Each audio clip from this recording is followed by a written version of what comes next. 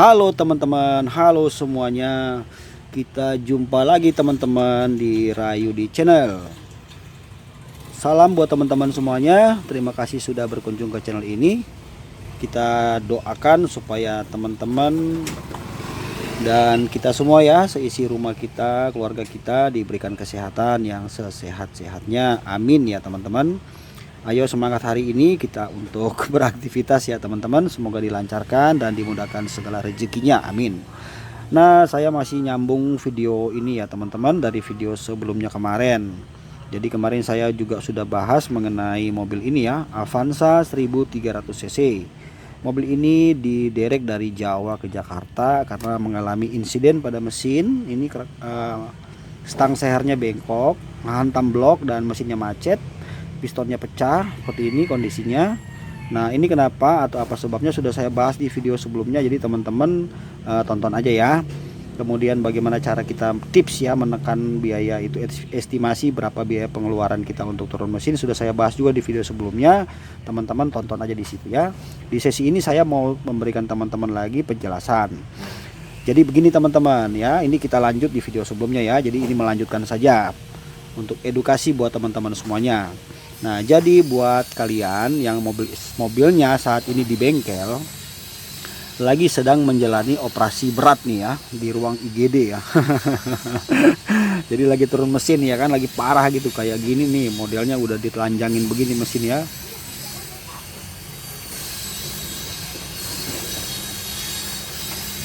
Nah, jadi teman-teman, kalau misalnya mobil kita sudah terlanjur diturunin mesinnya, apapun alasannya ya, apakah karena kita tidak merawat mobil kita, olinya tidak mau diganti, atau barangkali memang itu musibah ya, baru beli dari showroom, dari teman, dari mana, beli murah, apapun alasannya, mobil tuh jebol gitu mesinnya ya, dan diturunin kayak gini nih ya kan, udah diberantakin begini ya. Nah, jadi ini tips buat teman-teman yang harus teman-teman mengerti ya.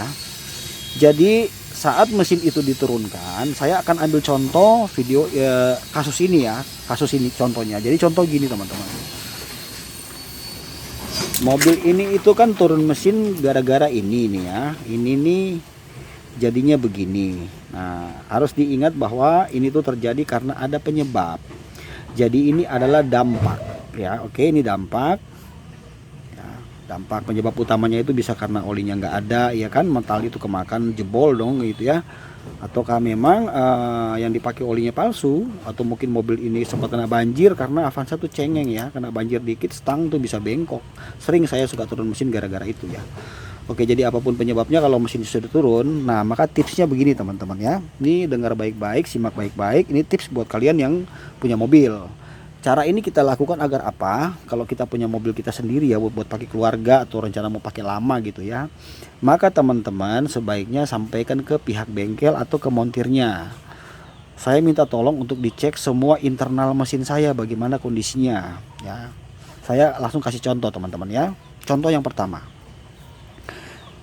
Sebetulnya kan kita seharusnya mengganti ini aja kan. Kalau untuk kasus ini kan harusnya mengganti ini aja dong, sama piston satu ya. Tapi sekarang coba kita cek namanya celah ring seher ya. Nah, ini mobil masih standar ya teman-teman, masih STD standar. Oke, sekarang saya ambil ring seher lamanya. Ini kita minta ke pihak bengkel atau ke montir untuk mengecek sekalian ya. Jadi kondisi ini kita pastikan bagaimana nih. Kita lihat celah ring sehernya, apakah masih oke atau sudah parah. Coba ya saya masukin dulu, kita lihat ya celahnya, celah ring seher kita lihat. Jadi kita minta montirnya untuk dicek sekalian. Oke, dorong sedikit ya ke dalam ya. Nah, teman-teman bisa lihat sendiri nggak ini celahnya sudah jauh ya, melihat, kelihatan nggak yang ini nih, yang ini nih. Nah, ini celah ini nih. Nah, ini kenapa harus kita cek sekalian, supaya nanti pada waktu mesin naik ya, bunyi mesin sudah halus, knalpot kita aman, gak berasap, kompresinya kembali stabil ya, tekanan kompresi itu kembali normal ya kan. Kalau enggak ini bahaya. Jadi bisa nanti kita setelah pemakaian mobil mungkin setahun, kita akan nanti mengalami namanya proses turun mesin ulang 2 kali. Itu yang saya maksud ya. Sekarang coba saya ambil ring seher barunya ya, baru kita coba ditaruh di sebelah sini ya teman-teman. Ini sama yang nomor 1 paling atas ya, ini baru ya. Coba kita cek, kita masukin sini, kita lakukan hal yang sama ya. Kita lihat berapa celahnya, masukin sini ya. Nah ini ring seher baru, teman-teman silakan bedakan sendiri ya. Lihat. Nah coba lihat, kan beda.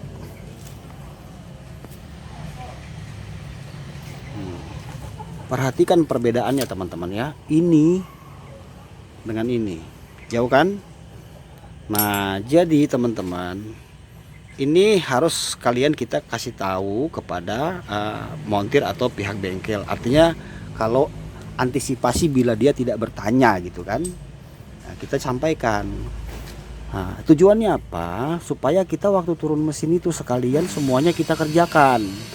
Jadi kita satu kali mengeluarkan biaya ya, uang itu sekali kita keluarkan biayanya. Jangan sampai nanti 2 kali ya kan, udah ongkosnya lumayan mahal, spare partnya lumayan mahal, kita jangan rugi. Nah jadi misalnya nih ring seher nih, misalnya di mobil kita masih standar ya kan. Terus setelah itu kita nyoba nih, ternyata di sini udah jauh, berarti ini harus dipapras kan, harus dibubut ya, di oversize. Jadi piston naik ya, dari tadinya itu dia awalnya STD standar, dia bisa naik 25 atau 0,50. Itu tetap mesti dilakukan. Jadi sekarang saya lihat contoh kedua ya teman-teman. Contoh kedua, kita lihat kondisi metal duduk ya. Coba lihat ya. Saya ambil metal duduknya yang lama. Ini lamanya ya, metal duduknya masih standar. Mobil ini masih standar ya, belum pernah di oversize ya. Coba kita cek metal duduknya. Kita masukin sini ya teman-teman. Dia nggak boleh goyang ya kalau yang bagus itu. Nah ini udah goyang nih satu nih, coba lihat nih ya. Coba kita tukar yang ini, pakai yang ini coba. Sama, ini udah goyang juga. Kita coba lagi ambil satu lagi ini, yang ketiga. Nah ini masih agak mending nih, ini nggak goyang nih. Nah jadi teman-teman, ini contoh kedua. Metal duduknya juga kita cek ya. Jadi kalau sudah goyang seperti ini, teman-teman sebaiknya ya jangan lagi pakai ini ya. Jadi kita belikan saja yang baru metalnya sekalian nih. Sekalian kita cek juga untuk metal yang jalan ya, duduk jalan bulan tuh kita cek semua. Karena kenapa? Harga metal ini jauh lebih murah dibanding dengan harga kerak as. Ya, kerak as itu kan mahal harganya. Ya, kalau beli kerak as itu copotan udah bisa berapa juta tuh kita beli, apalagi baru ya teman-teman. Nah, itu contoh kedua. Kemudian yang harus teman-teman pahami, selain dari mesin ya, jadi kita cek semua ya teman-teman ya. Bagian yang tadi itu ring seher, yang kedua metal jalan, metal duduk. Setelah itu kita cek juga ini ya, pinggirannya piston ini ya, nggak boleh baretnya parah di sini ya. Lalu setelah itu kita juga mengecek bagian noken as ya, noken as itu kita cek. Jadi semua internal mesin ya, semua sebaiknya kita cek ya, karena internal mesin itu kan dia semua saling keterkaitan. Jika ada satu saja yang sakit, maka akan dampaknya kemana-mana teman-teman. Jadi semisalnya kita sudah tahu nih kan, oh ternyata mobil saya nih kendalanya nih bukan hanya ini aja ya, ada yang lain juga yang mesti saya cek. Belum lagi bagian klep ya teman-teman, klep nih, pelatuk klep semua juga kita cek, takutnya ada yang bocor atau apa ya kan, perlu di skir lain-lain tuh semua sekalian tuh teman-teman. Jadi ongkosnya itu satu kali, tinggal kita berpikir nih untuk spare partnya ya kan, spare part tambahan kita harus beli dong. Jadi bila mana teman-teman gak ready dananya, lebih baik mobilnya dipending dulu, tunggu 1 atau 2 minggu sampai kita dapat dananya dan kita bisa belanjakan ya teman-teman barang tersebut. Jadi ini tuh tips dari saya buat teman-teman, dan ini juga yang menyebabkan kenapa mobil tuh baru aja naik mesin belum setahun ya, overhaul udah bagus mantap dipakai, tiba-tiba rusak lagi. Ada aja rusak yang tadinya ini kok jadi ini. Akhirnya kita saling salah-salahin dengan si montir, padahal sebetulnya yang terjadi ya seperti itu teman-teman. Ya, jadi kita harus proaktif juga sebagai konsumen yang punya mobil untuk kita bertanya kepada montir ya, dan mengingatkan juga karena terkadang juga montir itu kan beda-beda, ada yang junior, ada yang senior ya kan. Nah, teman-teman, jadi di video kali ini mungkin ini aja yang bisa saya edukasi teman-teman ya. Mudah-mudahan teman-teman terbantu dengan penjelasan saya ini. Untuk modal kita, kalau kita sekarang lagi di bengkel, mobil kita lagi masalah, teman-teman, mudah-mudahan video ini membantu paling tidak menambah wawasan kita ya, supaya tidak terjadi hal-hal yang tidak kita inginkan pada kendaraan kita teman-teman. Oke teman-teman ya, terima kasih sudah menonton. Jangan lupa subscribe Rayudi Channel karena subscribe itu gratis, dan share dan like video ini ya teman-teman ya, ke sebanyak-banyaknya di share supaya yang lain juga terbantu ya teman-teman. Oke, akhir kata terima kasih sudah menonton. Nanti kita jumpa di video berikutnya. Salam otomotif dan salam sukses Rayudi Channel. Bye teman-teman.